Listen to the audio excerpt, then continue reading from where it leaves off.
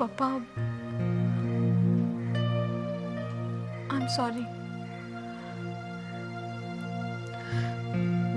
मी तुम्हाला असं बोलायला नको होतं. आय एम व्हेरी सॉरी पप्पा.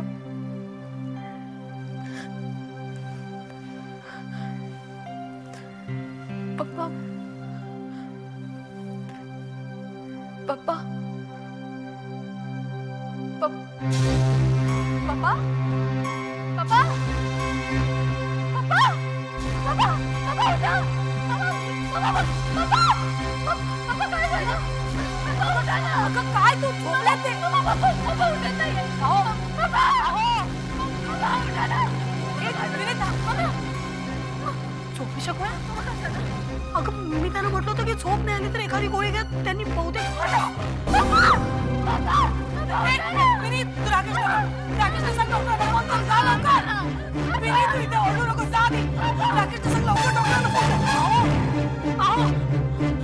असं काय करताय? राकेश, राकेश, सागर, राकेश. काय झालं? राकेश पप्पांना काहीतरी झालं. अरे काय झालं? शांतपणे सांग बरं काय झालं ते. मी पप्पांच्या रूम मध्ये गेले तर त्यांना सॉरी म्हणायला.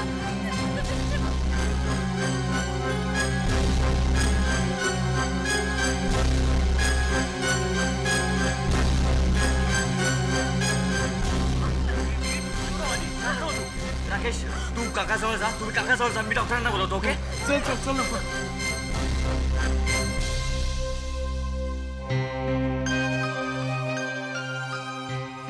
मा तुम्ही काळजी नका करू. सागर डॉक्टरांना सोडायला गेलाय ना. तो आला की आपल्याला नक्की काय ते कळेल. माझं मन सांगतं की सगळं ठीक होईल. डॉक्टर स्वतः सांगतील. आम्ही डोळ्यांनी पाहू तेव्हाच खरं वाटेल आम्हाला. तोपर्यंत तरी बरं डॉक्टर लगेच आले. खरं तर त्यांनी सुचवलं होतं की आपण दिवाकरला हॉस्पिटलमध्ये नेऊया, पण नंतर लक्षात आलं की त्यांनी प्रॉब्लेम्स आणखीनच वाढतील. पोलीस चौकशी वगैरे. पण डॉक्टरांनी खूप केलं. स्वतः जातीने लक्ष दिलं. अगदी हॉस्पिटल सारखी व्यवस्था ठेवली होती घरी. एवढी वर्ष माणसं जोडल्याचा परिणाम आहे हा. डॉक्टरांनी सांगितलंय की दिवाकर काका ठीक आहे आता. Is out of danger.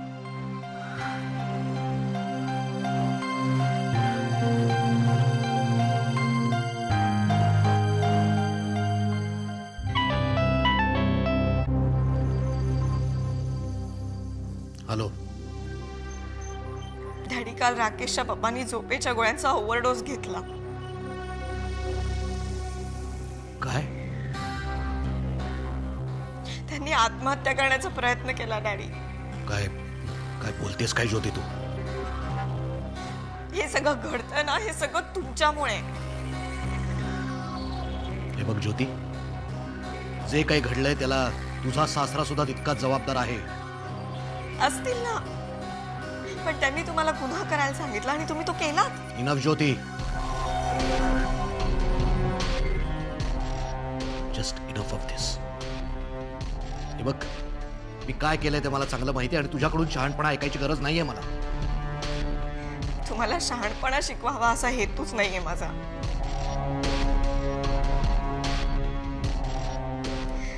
Daddy, तुमच्यासाठी जीव तुटतोय माझा. प्लीज हे सगळं थांबवा ना आता.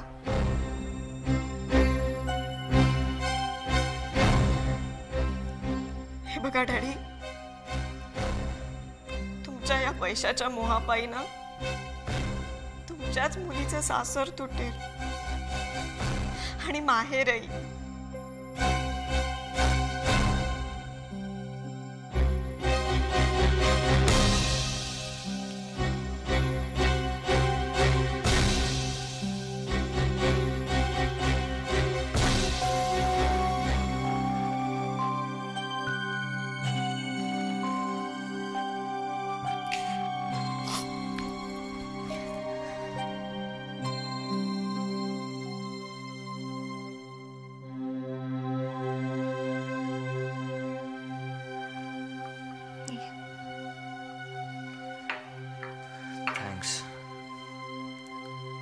काका कसे आहेत सागर?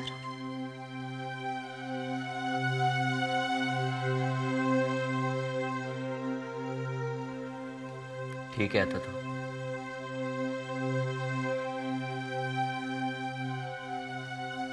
रात्री विनीताच्या रूम मध्ये गेली म्हणून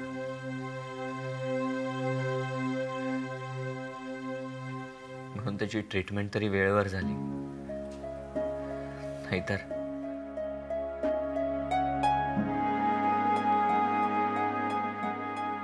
थँक गॉड. सागर, मी देवाला खूप प्रार्थना केली होती की काकांना काही होऊ देऊ नकोस.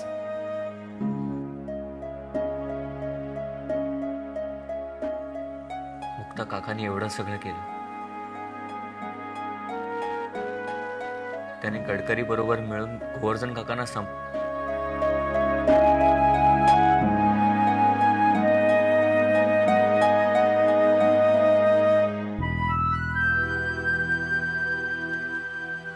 तरीही तो बरा व्हावा म्हणून तू देवाकडे प्रार्थना केलीस. हो सागर.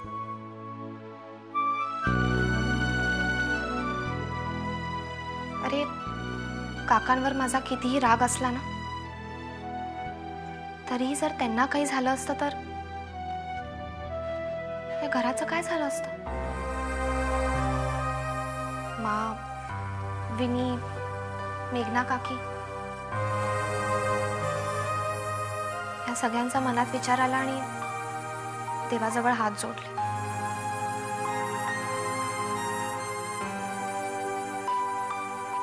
आपल्या घरासाठी, घरातल्या सगळ्यांसाठी आणि मुख्य म्हणजे तुझ्यासाठी.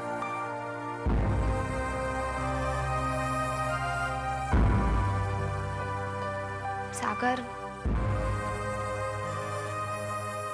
तू जर माझा आहेस, माझाच असावास असं मला वाटतं, तर तुझ्या सकट घरातल्या सगळ्यांचं सुख दुःखही माझंच आहे ना.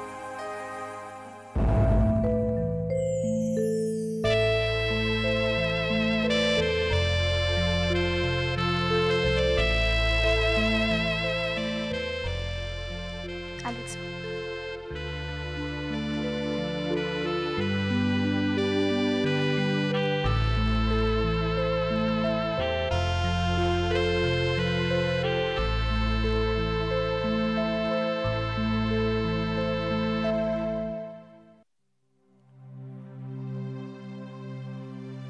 दिवाकर,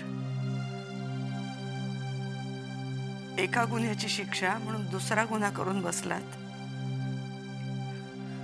काय म्हणायचं तुम्हाला?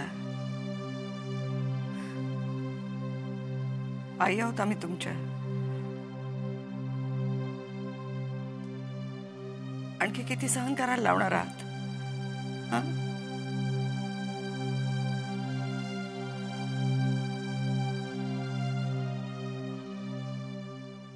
एक लक्षात ठेवा, आई रागावते, संतापते, पण मुलाचं कधी वाईट नाही चिंतत. मुलाचे भोग मुलापेक्षा आई जास्ती भोगत असते. सांगा, का केलं तुम्ही हे असं?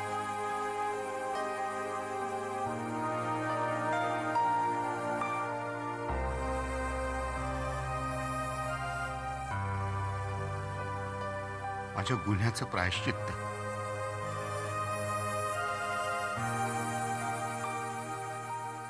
हा जीव नकोसा झालाय मला. मा,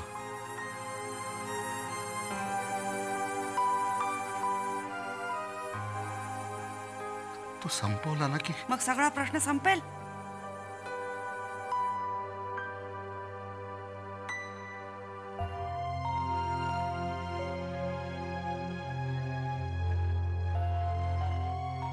दिवाकर, मृत्यू हा कशावरचाही उपाय नाही आणि त्यांनी पश्चात्तापही होत नाही.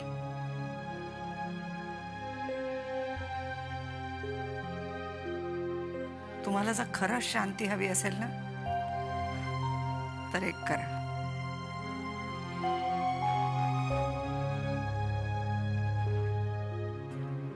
गोवर्धनची माफी मागा.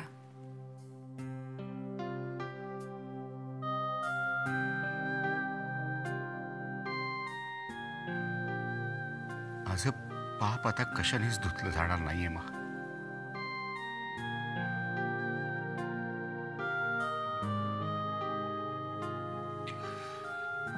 ते माझ्या बरोबरच संपेल. अहो असा विचार नका करू.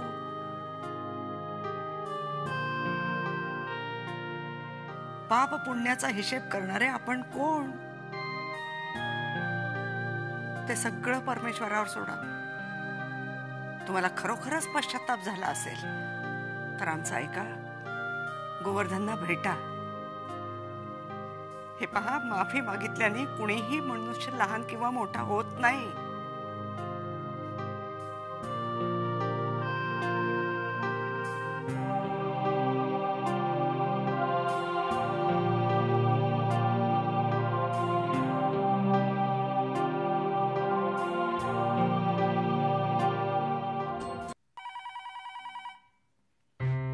अरे गोवर्धन, जरा फोन घे ना, कामात आहे मी.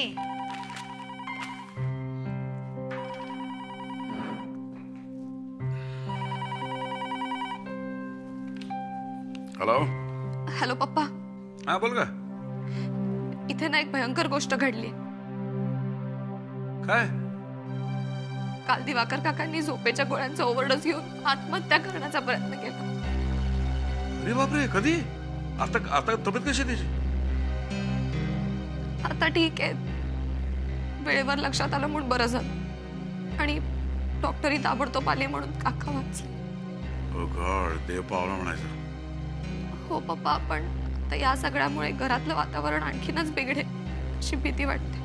हे बघ मुक्ता, जे घडायचं ते घडतच असतं. तेव्हा तू शांत राहा आणि महत्वाचं म्हणजे मासाहेबांकडे लक्ष दे. ठीक आहे? हो पप्पा, ठेवते. काय रे, काय झालं? दिवाकरने झोपेच्या गोळ्या खाल्ल्यात. अरे देवा. नाही पण आता बरं आहे. डॉक्टर पण लगेच पोहोचले तिथे. काय नाही, सगळी खोटी नाटकं आहेत त्याची. स्वतःला सहानुभूती मिळावी, स्वतःनी केलेली सगळी पापं लोकांनी नजरेआड करावीत म्हणून वागला तो तसा. मला त्या माणसाविषयी अजिबात सहानुभूती वाटत नाही. असं नाही, पण मुलांनी आत्महत्येचा प्रयत्न केला तर आईला तो धक्का बसेल ना.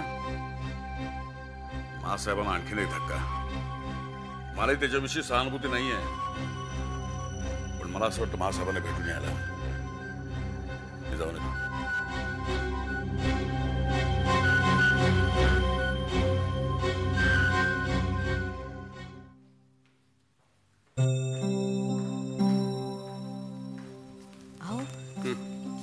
आज संध्याकाळी जरा लवकर याल का ग? आपण जरा मानना भेटून येऊ ना. मला फार काळजी वाटते हो त्यांची. मला नाही वाटत आहे दिवाकरने असं काही केलं असेल. कसं? आता बघा ना, गोवर्धन प्रभूंवर मारेकरी घातले ते सुद्धा गडकरींनी, पण दिवाकरच्या सांगण्यावरून म्हणे. मला तर असं वाटतं हे सगळं मेघना वहिनीने केलं असेल. आता काय होऊ शकतं? काय नाही, गोवर्धनने ठरवलं तर गडकरी आणि दिवाकर यांच्यावर केस करू शकतो.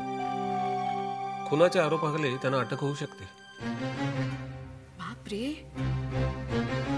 काय वेळ आली होई. ही तर सुरुवात आहे, अजून वेळ यायची.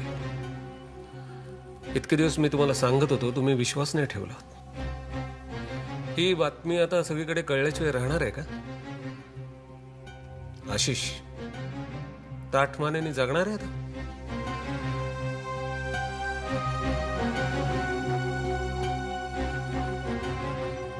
निघतो.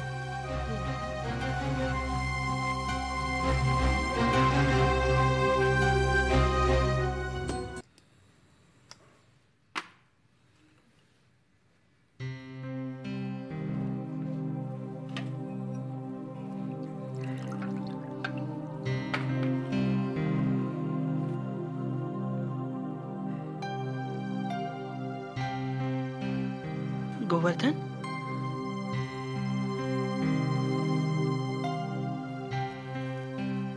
मी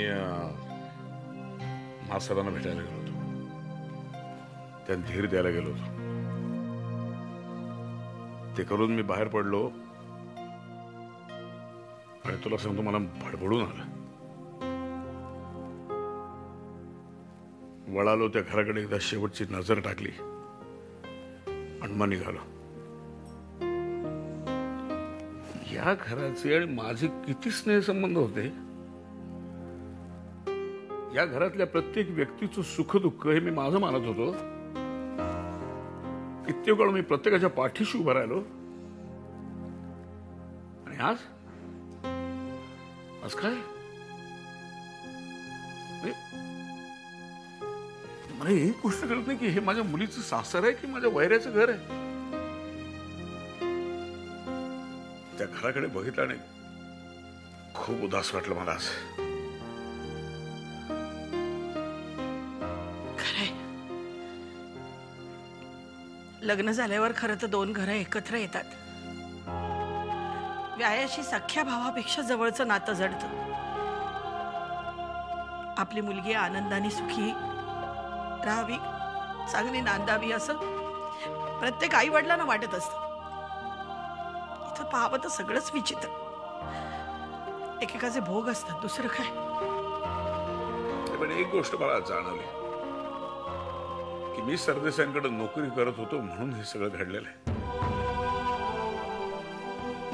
नोकरीचा राजीनामा देण्याशिवाय पर्याय नाही. आता मला राजीनामा दिलाच पाहिजे.